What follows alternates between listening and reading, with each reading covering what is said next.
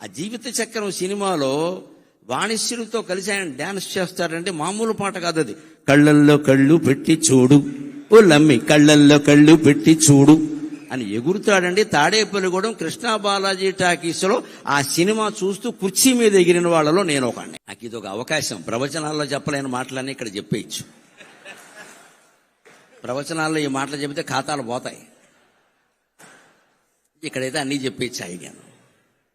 తాడేపల్లిగూడెం కృష్ణా బాలాజీ టాకీస్లో జీవిత చక్రం సినిమా చూడడం కోసం కాలేజీ కడుతున్నామని ఇంటి దగ్గర అబద్ధం చెప్పి 8:30కే వచ్చేసి అక్కడ రిజర్వ్ టికెట్ కోసం చెయ్యి విరగొట్టుకున్న వాళ్ళు నేను ఒకన్నాను. కృష్ణా బాలాజీ టాకీస్, ప్రభాత టాకీస్ అని 2 ఉంటాయి. అందులో సినిమాలు వస్తే మాకు కోపంగా ఉంటుంది. వెంకట్రామ టాకీస్, విజయ టాకీస్ ఉన్నాయి. అవి కొత్త టాకీసులు, అందులో రావాలని కోరుకుంటాం. కానీ ఈ సినిమా అందులో ఇచ్చా. అయినా సరే మా ఇంటి ఓడో, పైగా మా పశ్చిమ గోదావరి వాళ్ళు ఎన్టీ రామారావు అనరండి, ఎన్టీ ఓడో అంతే లెక్క. మా ప్రేమ మాది, మా ఇంటి ఓడో మా సినిమా. ఏంటి చెయ్యి ఉంటే ఉంటుంది, పోతే పోతుంది అని అందరూ నుంచున్నాం అంతే. అలాగా నుంచి నిలబడి కళ్ళల్లో కళ్ళు పెట్టి చూడు అని సీట్ ఎక్కి ఎగిరేసిన వాళ్ళు నేను ఒక. అలాంటి సరదా డ్యాన్సులు కూడా ఆయన అద్భుతంగా చేసేవాడు అండి, అనుమానమే లేదు ఎక్కడ. అలాంటి పరిస్థితుల్లో అంతేకాదు ఇంకొక మాట మనం ప్రత్యేకంగా చెప్పుకోవాలి. నేను ఒక 15 ఏళ్ల క్రితం అక్కినేని నాగేశ్వరరావు గారి అశీతి మహోత్సవంలో పాల్గొన్న 80 ఏళ్ల పండుగ. అప్పుడు గుమ్మడి గారు ఉన్నారు. సరే, అక్కినేని, నాగార్జున వీరందరూ కుటుంబ సభ్యులు అందరూ వచ్చారు. అప్పుడు నేను వేదిక ఎక్కుతుంటేనే రవీంద్ర భారతిలో గుమ్మడి గారు, నరసింహరావు గారు, మేము మీ పద్యాల కోసం వచ్చాం అన్నారు. సరేనండి, మిమ్మల్ని సంతోష పెడతానులేండి అన్న. నేను వేదిక ఎక్కాక నాగేశ్వరరావు గారు ఉండగా నేను ఈ సభకి రావడానికి కారణం ఏమిటంటే నాగేశ్వరరావు గారికి క్షమాపణ చెబుదామని వచ్చాను నేను అన్నాను. ఆయన కూడా ఆశ్చర్యపోయి చూశాడు. ఏమి నాకు చెప్పే క్షమాపణ అంటే, మేము మా రామారావు గారి మీద ప్రేమతో మీ పోస్టర్ల మీద పేడ వేసామండి, అందుకని చెప్పడానికి వచ్చాను.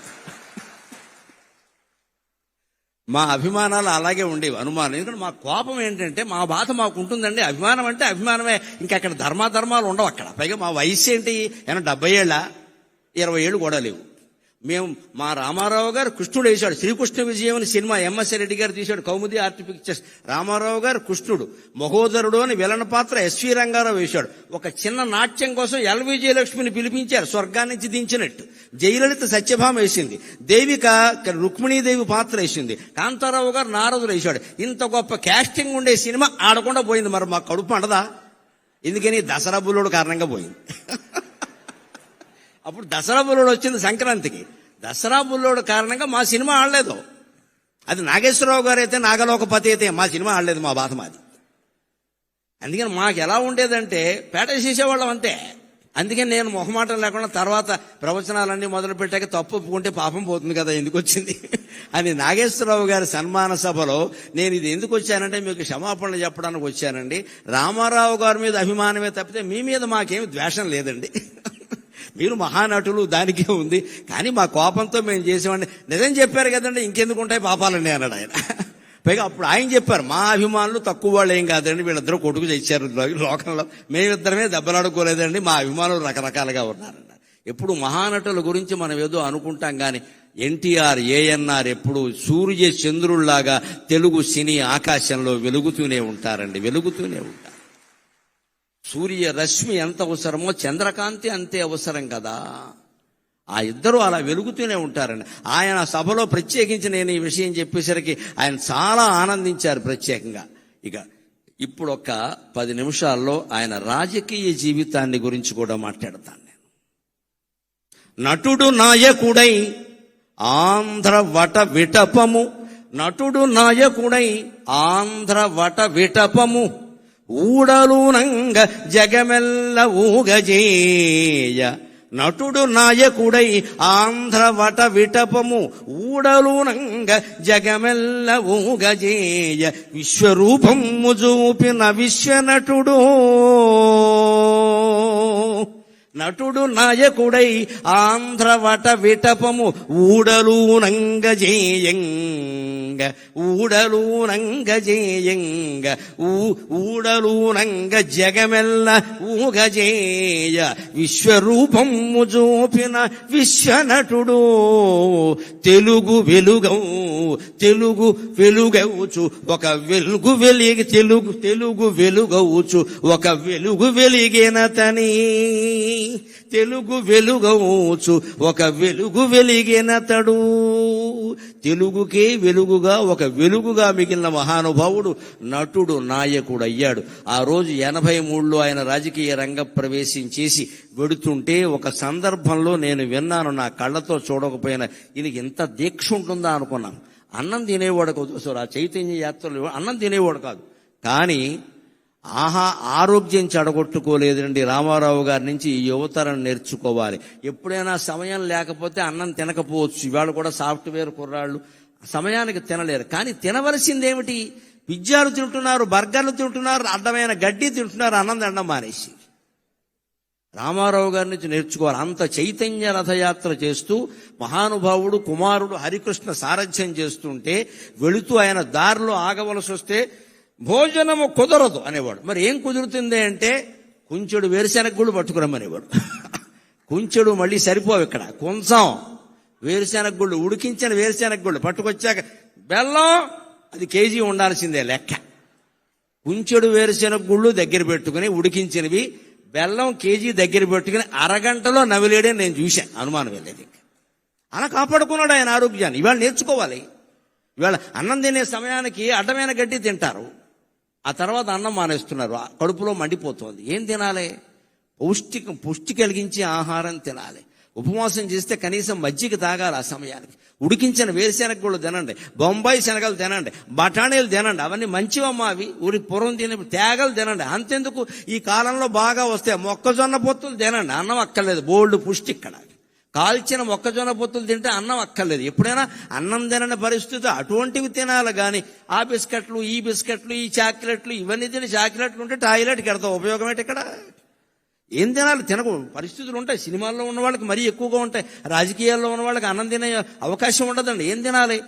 ఆరోగ్యం చెడిపోంది తినాలి. అందులో కూడా ఆయన క్రమశిక్షణ ఏమిటంటే అలా ఉడికించిన వేరుశెనగ గుళ్ళు బెల్లం లాంటి ఆహారం తినేవాడు తప్ప బయట ఏదో పట్టుకురమ్మని తినేవాడు కాదండి. నియమం అంటే నిష్ఠే, నియమం అంటే నియమమే, నిష్ఠ అంటే నిష్ఠమే. ఆయన నుంచి అది మనం నేర్చుకోవాలి. ఆ రకంగానే రాజకీయ జీవితాన్ని గడిపాడు. ఇంకొక మాట మనం చెప్పుకోవాలి. తెలుగుతనం, తెలుగు జాతి అంటే ఆయనకి ఎంత ఇష్టం అంటే ఆచరించి చూపించాడు. 89 నుంచి 94 వరకు ఆయన ప్రతిపక్షంలో ఉన్నారు. ప్రతిపక్ష నాయకుడుగా ఆయన పాత్ర ఆయన చేశాడు. నేను అసెంబ్లీకి రాను అని మాట్లాడలేదు, వచ్చాడు ఆయన. ఖచ్చితంగా స్పీకర్ గారు ఉండగా చెప్పుకోవలసిన మాట. ఆయన వచ్చాడు. అంత మహానటుడు, అంత మహానాయకుడు ఓడిపోయిన దశలో కూడా అసెంబ్లీకి వచ్చాడు. ఆయన కర్తవ్యం ఆయన నిర్వర్తించి ఇటువంటి వాళ్ళందరినీ నడిపించాడు ఆయన శుభ్రంగా. ఆ దశలో కూడా ఆయన మనోధైర్యాన్ని కోల్పోలేదండి.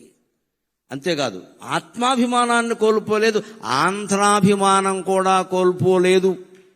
91లో పివి నరసింహారావు గారు నంద్యాలలో పోటీ చేస్తే తెలుగువాడు ప్రధానమంత్రి అవుతున్నాడు, మేం పోటీ పెట్టాం అన్నాడమ్మా.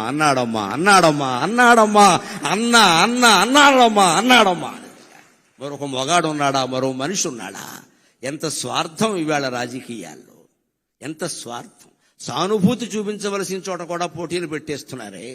ఆయన శుభ్రంగా ఆయన నిలబడితే పివి నరసింహారావు గారి పరిస్థితి వేరుగా ఉండేది. చాలా కష్టం నెగ్గడం అది. అందులో సానుభూతి ఉంది ప్రజలకి, ఈయన పట్ల చాలా సానుభూతి ఉంది. ఈయన ఓడిపోయాడని ఏమవుతాడో తెలియదు, కానీ తెలుగువాడు ఇంతకాలానికి ప్రధానమంత్రి అవుతున్నాడు, నేను అడ్డుపడను, మా తెలుగుదేశం పార్టీ తరఫున పోటీ లేదు అని ప్రకటిస్తే నంద్యాలలో ఎప్పటికీ చెరిగిపోని మెజార్టీ వచ్చింది పివి నరసింహారావుకి. ఎన్టీ రామారావు దయ వల్ల వచ్చింది. ఔదార్యం అంటే అది, ఔదార్యం అంటే అది. ఆయన సంచలనాలు చేశాడు, సరదాలు చేశాడు. సరదాలు చేశాడు. రాజకీయాల్లో ఉండగా నిజంగా కార్టూనిస్టులందరికీ రోజు మ్యాటర్ దొరికింది అంటే ఎన్టీ రామారావు దయ్యానండి. ఏదో చలోక్తి విసిరేవాడు, ఏదో పని చేసేవాడు, అందులో ఆవేశమో ఆవేదనో ఏదో ఉండేది. దాని మీద వీళ్ళు జోక్ వేసుకునేవాళ్ళు. ఆయన దగ్గరికి వెళ్ళి ఎవరన్నా చూస్తే పోన్లేవయా వేసుకొని ఈ విధానికి వాడు బతుకుతాడు, లేకపోతే వాడు కార్టూన్ ఎవడో చూస్తాడనేవాడు తప్ప కక్షలు తీసుకునే, మీడియా మీద కక్ష తీసుకునే ప్రయత్నం రామారావు చేయలేదండి ఎప్పుడు కూడా. దాన్ని చాలా తేలిగ్గా, ఎన్ని కార్టూన్లు రామారావు గారి మీద వచ్చిన వ్యంగ్యమైన కార్టూన్లు మరి ఏ నాయకుడి మీద రాలేదండి. ఈనాడు శ్రీధర స్వతంత్రించి ఎంత సరదాగా వేసేవాడు, అవన్నీ సరదాగానే తీసుకున్నాడు ఆయన. అంతేకాదు ఇంకొక మాట చెప్పుకుని మనం సెలవు తీసుకుందాం. ఒక ప్రాంతీయ పార్టీ నాయకుడై ఉండి ఆంధ్రప్రదేశ్ అనే ఒకే ఒక రాష్ట్రానికి కొంతకాలం మాత్రమే ముఖ్యమంత్రిగా ఉండి నేషనల్ ఫ్రంట్ ఏర్పాటు చేసి కన్యాకుమారి నుంచి కాశ్మీర్ వరకు భారతదేశాన్ని ఏకం చేసి ప్రతిపక్షాల కూటమిని ఏర్పాటు చేసిన మహానుభావుడైన సామాన్యమైన విషయం కాదు నేషనల్ ఫ్రంట్. పైగా ఇప్పుడు ప్రతిపక్షాలు కలుపుతున్న వాళ్ళు కూడా సాధించలేని విజయం ఆయన సాధించారు. అయ్యన్న పాత్రుడు గారికి నాకంటే బాగా తెలుసు ఈ విషయాలని. బీజేపీ కమ్యూనిస్టులు ఎప్పుడైనా కలుస్తారండి? అసలు సాధ్యమేనా అది? ఎవరైనా కలుస్తారు కానీ బీజేపీ కమ్యూనిస్టులు కలుస్తారా? ఉప్పు నిప్పులా ఉంటారు కదా, అటువంటి వాళ్ళందరినీ దేశం నాశనం అవుతోంది, మీరు కలవాలి. ఇటు అద్వానీ వాజ్పేయిల్ని అటు కమ్యూనిస్టు నాయకుల్ని ఒప్పించి వీపీ సింగ్ ప్రభుత్వానికి మద్దతు సేకరించిన మహానుభావుడైన నిజం చెప్పాలంటే. అంటే ఎక్కడ ఇటువంటిది ఎవరు చేయగలుగుతారండి? లోపల నాకు పదవీకాంక్ష లేదు అన్నవాడు చేయగలుగుతాడు. నాకే కావాలంటే 30 మంది ఎంపీలను పెట్టి కూడా ప్రధానమంత్రులు అయిన వాళ్ళు ఉన్నారు. మనకు అనవసరం ఇప్పుడు చెప్పుకోవడం. కానీ ఆయనకి ఎంపీలు ఉన్నా సరే కాదు, అదొక నేషనల్ పార్టీ. వాళ్ళు అవనేంటి, మనం సహకారం చేద్దాం, దానికే ఉంది అని సహకరించిన మహానుభావుడు.